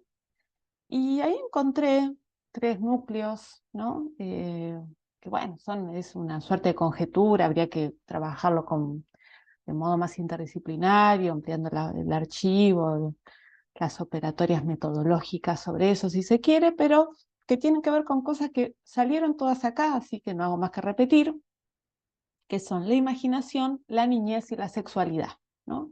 Como esos 3 grandes terrores que aparecen a la hora de enunciar lo maldito, lo que no puede ser dicho, lo que no debe ser pensado, ¿no? En el texto está un poquito más fundamentado, yo ahora no quiero hacer tanto uso del tiempo, pero sí pensar un poco estos 3 elementos. Me remito un minutito al de la imaginación, porque sobre los otros ya hablamos un poco más. ¿Qué nos queda de la ciencia si no atendemos a ese llamado, ¿no?, de Simón Rodríguez de imaginemos o erramos, ¿no? ¿Qué nos queda? Nos queda una ciencia constatativa, que dice, pero mirá qué mal que estamos. Se nos quita la posibilidad de soñar, de desear y de construir mundos otros, ¿no? Esto que los feminismos llamamos también futuridades, ¿no? Y hacerlo de un modo, porque también ya hemos aprendido lo que pasa con las vanguardias iluminadas, hacerlo de un modo que implique tejer, construir ronda, escuchar, reconocer, no invisibilizar. Entonces, para cerrar este breve comentario, en el capítulo también hago alusión al término de trinchera, ¿no? Tomando también de unas compañeras, Meli Campana y compañeras de Chile, Janina, Nati Hernández, que escribieron un textito en pandemia que se llamó La Academia como Trinchera, y a mí me gustó mucho. Pensar la trinchera como espacio también defensivo, es una zanja defensiva, pero que también no solo defiende, sino que reacciona, pero protege, pero está cubierto, hay algo del pliegue, del repliegue, pero también digamos, una decisión de por acá no pasarán, ¿no? Que también me parece que habla de nuestra salud mental colectiva, ¿no?, si se quiere.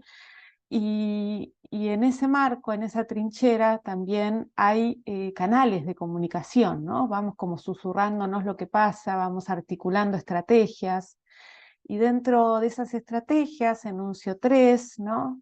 Una, poder evidenciar el carácter práctico que tienen las ciencias sociales, que por ahí para trabajo social es un poquito más fácil, pero nuestra dimensión práctica no está en el tecnicismo del hacer, sino también en que nuestras teorías intervienen en la realidad, ¿no? Entonces no es que hacemos trabajo social solamente cuando estamos en el centro de salud, sino que también nuestras compañeras, por ejemplo, que están en CONICET, lo están haciendo, ¿no? Entonces, eso creo que es importante, pero eso es mantenernos en los términos del debate que nos fueron impuestos. Creo que también hay que hacer algo que hicieron varios compañeros en sus artículos y compañeras, que es reivindicar el valor de la inutilidad, ¿no?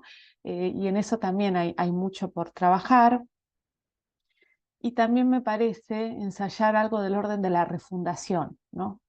Porque tenemos que defender las ciencias sociales y a la vez las tenemos que transformar, y esto es algo tan difícil, ¿no? Los que trabajamos, por ejemplo, en las perspectivas descoloniales y hacemos tanta crítica, ¿no?, a veces los extremos se tocan. Entonces, en un momento donde me parece que el primer punto, como dijeron mis compañeros al inicio, es la defensa del Estado, ¿no? Bueno, necesitamos defenderlo y transformarlo a la vez. Por eso tenemos que estar más juntos y juntas que nunca, pensando cómo hacer ese movimiento tan complejo y tan fascinante de reinventar y proteger a la vez, ¿no? Y ahí los feminismos tienen, me parece, también mucho por aportar. Bueno, dejo por ahí. Muchas gracias, Euge, muchas gracias. Bueno, seguimos con Geraldina. Bueno, ¿qué tal? Buenas noches ya. Gracias, Laura y Armando, por este encuentro, por estos puntos de encuentro. Cuando me llegó la propuesta, ustedes tienen ese don de conectarme igual un poco con el deseo, con la escritura, ¿no? Ya venía con ganas de escribir algo sobre este contexto. Eh, Actualmente estoy haciendo una tesis sobre la emocionalización de la educación para la maestría de educación y en uno de los diálogos que tenía con mi directora de tesis le dije, hay algo de la manipulación emocional y del capitalismo emocional para que la ultraderecha llegue al poder en Argentina. Esto habrá sido así en el verano. Y cuando ustedes me convocaron, ¿no? Me invitaron a escribir, dije, es sobre esto, sobre lo que quiero escribir. Material teníamos todos los días, ¿no? Como para escribir, de sobra, todos los días algo nuevo, que bueno, que lo podíamos incorporar. Así que también la escritura fue como fluyendo, ¿no? Hasta que pude encontrarme eh, analizando los discursos, ¿sí? Puntualmente, el discurso del adoctrinamiento. eh, Empiezo también, o ahí cerca del inicio de la escritura, por eso decía también puntos de encuentro, ¿no? Como comenzó Gabriela hablando del Colegio del Cardenal Copelo, ¿no? Y de ese discurso tan violento a nivel institucional. A nivel institucional, no solo desde el sistema educativo, sino es un claro ejemplo de violencia institucional por parte del Estado, ¿sí? Contra los jóvenes, las jóvenes, les adolescentes que estaban en ese espacio, claramente reivindicando el adultocentrismo, ¿no? Un presidente hablando de algún aspecto de la sexualidad, un burro adelante de adolescentes, ¿no? Ahí, como trabajadora social, creo que hay una clara vulneración de derechos, eh, donde no había más que aplaudidores y aplaudidoras también, ¿no? Entonces eso es lo que me parece bastante complejo, bastante grave y peligroso. En ese discurso que lo tomo y que me parece interesante porque al trabajar en el campo educativo y también investigar en educación, eh, me parece interesante pensar todo lo que fue surgiendo ahí en ese espacio, ¿no? Yo soy militante y trabajo desde un enfoque de la educación sexual integral y claramente, como sabrán, viene siendo como muy, y muy golpeada, ¿no? Por estos tipos de discursos en cuanto a la ESI como adoctrinamiento, ¿no? En realidad claramente viene a traer, digamos, se posiciona desde el paradigma de sujeto de derechos, ¿no? Trae algunas transformaciones. Hay una mirada crítica también sobre la educación sexual integral, ¿sí? Que no tiene que ver ni con el control, ni el manejo, ni autorregulación de las emociones, con con el valor de la afectividad, ni con el control de la natalidad, ¿sí? O para la prevención de embarazos en la adolescencia, ¿no? Que esto es una línea latinoamericana con la cual no coincido, ¿sí? En ese sentido. Em, pero a lo que iba es, me parece que si hablamos de adoctrinamiento, esto lo he dicho en otros espacios también, el discurso del presidente de la Nación Argentina, en ese espacio, eh, adelante de cientos de adolescentes, ¿no? Y de personas adultas responsables, ¿no? Legalmente de esos adolescentes también, en cuanto, digo, como actores del sistema educativo, ese sí es un claro discurso de adoctrinamiento, ¿no? Más allá de este chiste que mandó del burro y demás, ¿no? habló de asesinas de pañuelo verde, ¿no? De, del aborto como homicidio agravado por el vínculo. Digo, trató de esparcir un discurso de odio bastante claro en contra de las mujeres, ¿no? Esto en una institución educativa. eh, Expandir ese discurso de odio contra los feminismos, también que ya lo hizo también en Davos, ¿sí? Digo, con una impunidad terrible. Igual, bueno, en un espacio, digamos, a nivel mundial o global sobre economía, bueno, con personas adultas no me extraña que eso suceda, pero sí, digamos, no debería estar sucediendo eso en una escuela, ¿no? Em, Entonces, me parece que lo peligroso de estos discursos también, coincidiendo con Walter, seguro también estuve leyendo a Ariel, ¿no? En este sentido, eh, me parece que tiene que ver con esto, ¿no? Con lo que se esparce o con lo que se legitima, ¿no? En cuanto a la aniquilación de determinadas identidades que pueden ser las mujeres cis, o las mujeres trans, digo, o cualquier disidencia o identidad sexogenérica. Esto es realmente preocupante, ¿sí? Por un lado. Por el otro, me detengo en este capítulo a pensar esto que trae Ibailuz sobre una socióloga franco-israelí, sobre el capitalismo emocional del populismo, en realidad sobre la vida emocional del populismo. Tomo el caso de Israel, ella toma el caso de Israel para hacer un estudio de cómo llega al poder un gobierno de ultraderecha, ¿sí?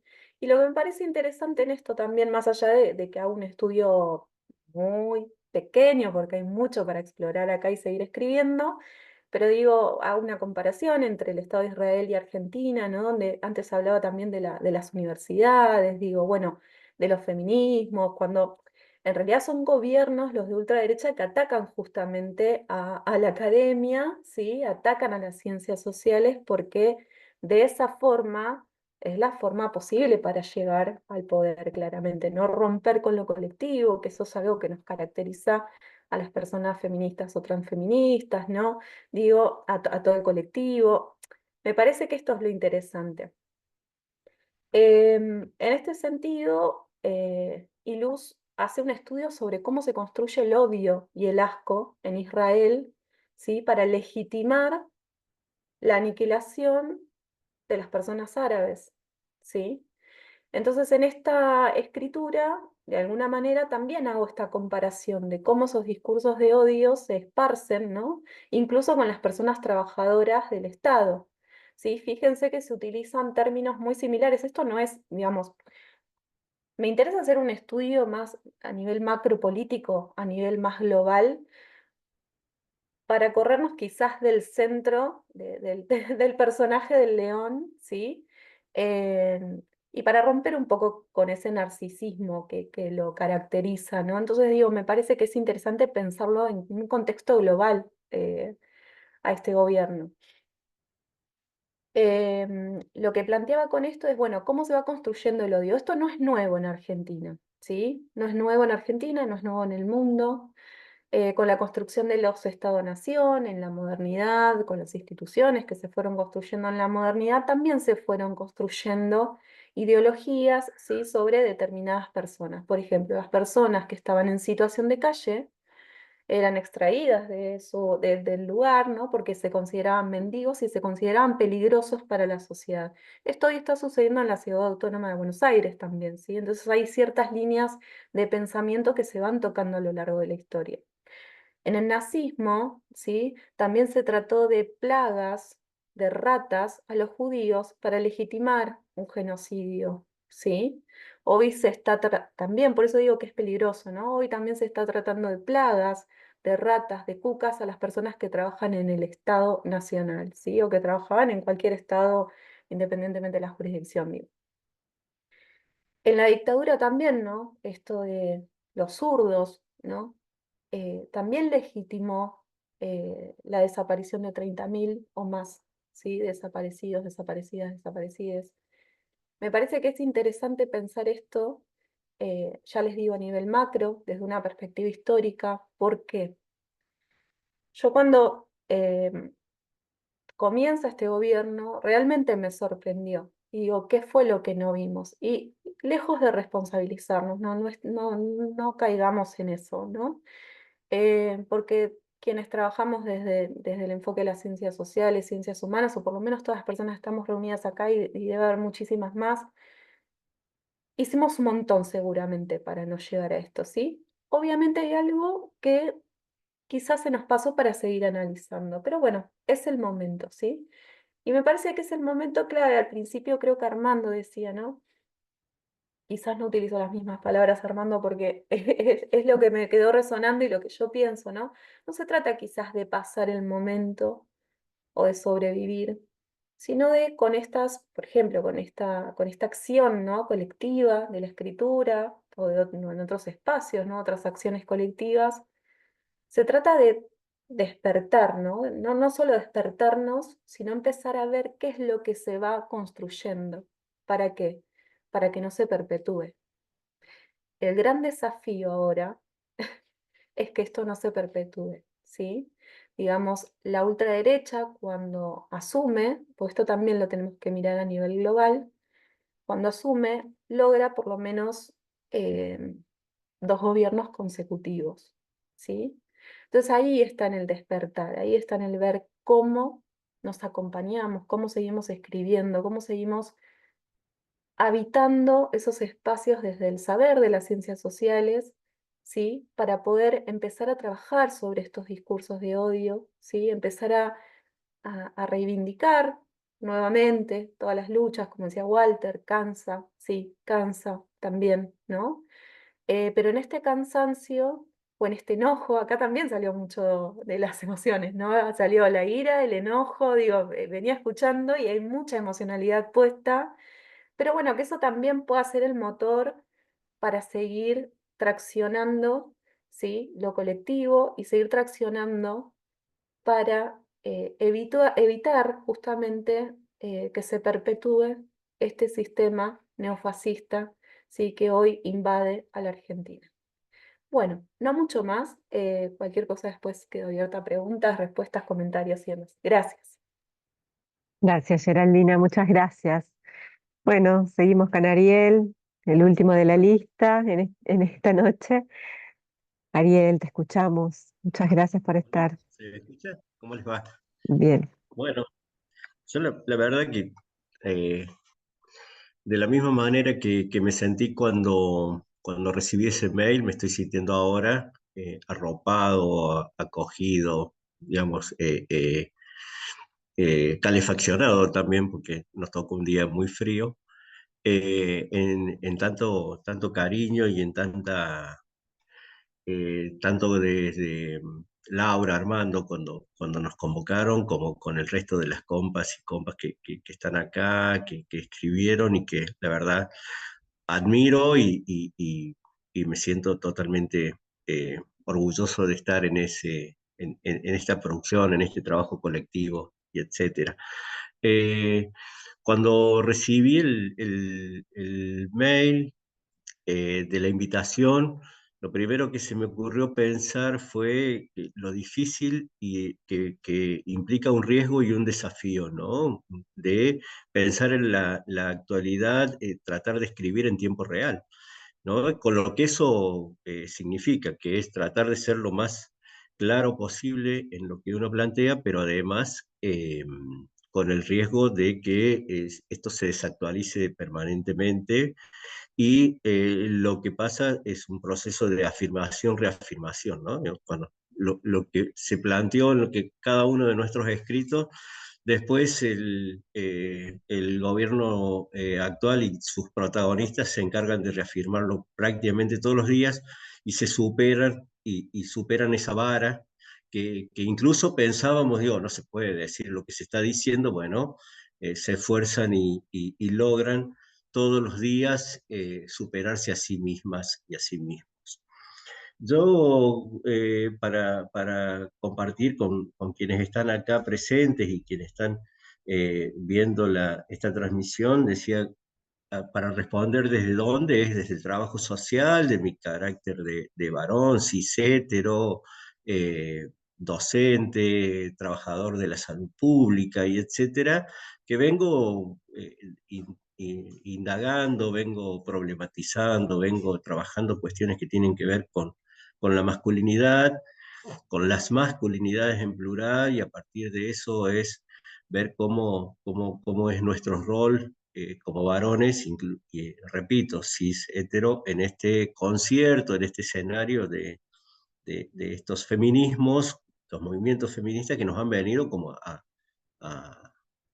a interpelar. Y en ese contexto digo que si bien veníamos en un proceso incipiente, muy incipiente incluso de interpelación o de tensión acerca de esas expresiones, de esa masculinidad, justamente en ese proceso también nos encontrábamos en muchas ocasiones, cuando lo planteábamos el tema, cuando lo trabajábamos en ámbitos, digamos, de intervención y etcétera, con lo que Michael Fruit dio en llamar como el backlash, ¿no? Digamos, esa reacción de los varones enojados que permanentemente buscaban, e incluso en otro texto que afortunadamente pude compartir con Laura, con Armando y con la editorial, decía, la pregunta es acerca de si estamos en guerra, ¿no? Digamos, porque casi siempre la argumentación de esos varones enojados tenía que ver con identificar un enemigo, decía Geraldina recién, digamos, identificar ese enemigo, deshumanizarlo, demonizarlo de manera tal de poder depositar ahí todo lo que tenía que ver con la reacción. Bueno, justamente ese enemigo construido desde esos lugares, evidentemente aparecen los feminismos. Incluso ayer, lamentable aniversario de el atentado a la AMIA, volvió incluso el presidente de la DAIA a atacar a los feminismos, digamos, en un marco que incluso quedaba hasta extemporáneo o desubicado, pero bueno, digamos, forma parte de este proceso. Esa masculinidad que reacciona, esa masculinidad que se altera o que incluso, digamos, ataca cuando se le plantea esa incomodidad, es la que protagoniza este gobierno tan evidentemente. Por eso el título de mi artículo tenía que ver con la masculinidad, un gobierno con un índice de masculinidad alto, porque además tomo como metáfora el índice de masculinidad, que es un indicador estadístico de cuántas presencia de varones en un universo de mujeres es presente, digamos, con una intención metafórica de plantear que la masculinidad no es solo la presencia de varones, sino que es un lenguaje, un componente simbólico muy fuerte, que da cuenta de un modo de entender el mundo, y ese modo de entender el mundo se expresa después en prácticas que tienen que ver con lo simbólico, pero que también tienen que ver con prácticas concretas que se expresan en la cotidianidad de todos los días y en las relaciones socio-afectivas, digamos, para definirlo de alguna manera. Esa masculinidad tiene como algunas características muy particulares, digamos, y que la definen como tal. Esto es blanca, es occidental, es machista, es misógina, es homo, lesbo, trans, odiante. Bueno, y ahí yo en el artículo lo único que hago es como tomar ese análisis del discurso, decía Geraldina recién, y a partir de tomar expresiones de esos discursos, plantearlos en clave de cómo refuerzan, reafirman, digamos, estas jerarquías, estos privilegios, estas desigualdades en clave de géneros que históricamente los movimientos feministas se han encargado de evidenciar.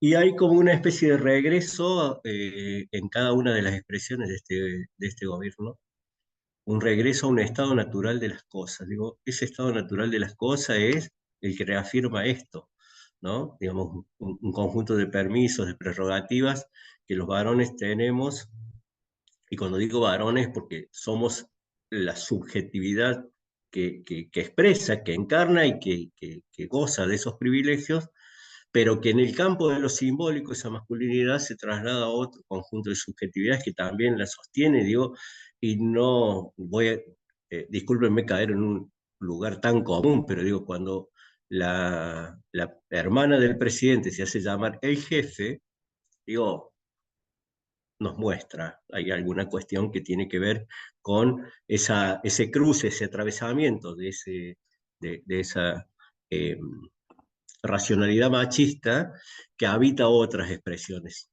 también, ¿no? Y digo en eso de reivindicar también, para cerrar, la investigación, el trabajo digamos, de investigadores e investigadoras de ciencias, de las ciencias sociales, con ese rol fundamental que siempre me acuerdo de una anécdota de Eliseo Euge, cuando les dijo alguna vez: yo sé lo que ustedes hacen como trabajadoras sociales y lo que hacen es problematizar. Bueno, digo, ese rol, esa producción de incomodidad en el campo de las relaciones es lo que nos toca. Y problematizar en tiempo real incluye este desafío, este riesgo y esta enorme satisfacción. A veces teñida de inutilidad, pero muchas veces como un compromiso, digamos, militante incluso, ¿no? Activista, militante, político, que repolitiza las relaciones sociales con todo lo que ello implica. Así que bueno, eso. Y de nuevo, gracias por dejarme estar ahí. Bueno, Ariel, muchas gracias también. Y bueno, así vamos llegando un poquito al final. La verdad que, bueno, muchas cosas para seguir pensando. Yo me quedo con esto de lo que decían varias ahí, Walter, Euge, de lo que escribí, de lo que escribiría, de cómo estoy con respecto a ese momento en que escribí, ¿no? Y todo lo que siguió pasando y seguimos escuchando, y que por momentos, en mi caso siento como que no nos da tregua, ¿no? Pero que estemos acá también dándonos este tiempo me parece así muy revitalizante y esperanzador. Hay muchos comentarios en el Facebook que también les invito a pasar y leerlos, que tiene que ver seguramente con muchos colegas de cada uno bueno, que agradecen. Hay muchos agradecimientos para ustedes por por poner en palabras estas cosas, por dar estos debates, por esta ronda. Así que me parece que son todos también, como decía un poco Ariel, abrazos y un poco de calidez que estamos necesitando en estos tiempos para cada uno de ustedes que participaron con estos artículos. Bueno, son las 9 de la noche, se nos hizo bastante tarde de noche ya, así que más que de mi parte por lo menos, volver a agradecer profundamente a cada uno, a cada una, que esto puede volver a revisarse, podemos volver o, digamos, a hablar sobre esto, a ver qué fue lo que escribimos, qué fue lo que sentíamos, pero que está girando, que está entre nosotros y que podamos también apropiarnos de esto, ¿no? Armando, ¿vos querés decir algo? ¿Cerrar? Estás con el micrófono cerrado. Ahí está. Volver a agradecerles a todos. La verdad que encontrarlos así y como sucedió esto, tuve las mismas sensaciones que cuando empezaron a llegar los artículos. Esa sensación de compartir, de abrazo, de esperanza, de decir, bueno, estamos dispuestos. Eh, Me parece que esta pelea va a ser larga, va a ser un camino a recorrer en el que vamos a seguir encontrándonos y vamos a seguir reconfortándonos. Y va a ser un camino con muchas curvas, por eso me acordaba de ese poema de Pessoa que me gusta mucho, que dice que cuando en el camino hay una curva, bueno, no hay que preocuparse porque hasta no llegar a la curva no sabemos qué hay después. Así que por ahora caminemos juntos y abracémonos y peleemos, ¿eh? Peleemos con las armas que tengamos. Muchas gracias. Bueno, contarles también a la gente que nos está viendo que esto va a quedar grabado, así que lo vamos a estar compartiendo, para que sigamos ahí charlando y escuchándonos. Un abrazo grande, grande y muchas gracias y buenas noches. Chao, Chau. gracias. Buenas noches, gracias.